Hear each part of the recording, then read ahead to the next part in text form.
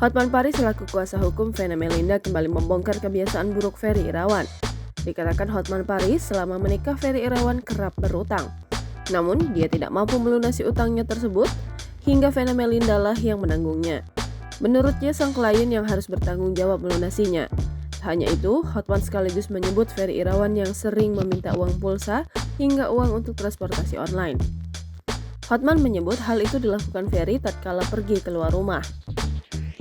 Ferry Irawan tampaknya melanggar perjanjian pernikah sebelum mempersunting Vena Melinda. Sempat berjanji akan memberikan seluruh hartanya untuk Vena Melinda, Ferry Irawan kini justru tak mampu menafkahi istrinya itu. Diakui Vena, sudah 3 bulan Ferry tak lagi memberinya nafkah. Padahal dalam perjanjian pernikah keduanya, Ferry sempat membuat notarisnya heran dengan tekadnya memberikan seluruh harta untuk Vena.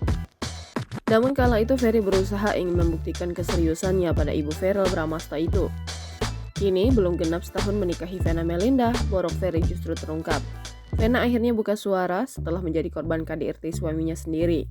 Setelah melaporkan Ferry Irawan atas tuduhan KDRT, Vena Melinda mengungkapkan sang suami sudah tak lagi menafkahinya.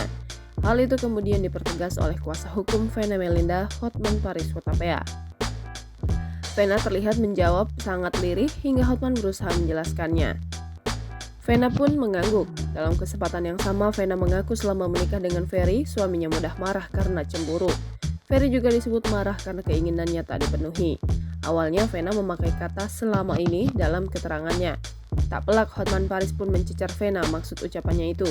Rupanya Vena bukan hanya sekali menerima perlakuan kurang pantas. Sempat terdiam, Vena kembali menjawab. Sementara Verrel masih berusaha menenangkan sang ibu dengan memeluknya. Jangan lupa subscribe, share, komen, dan like ya.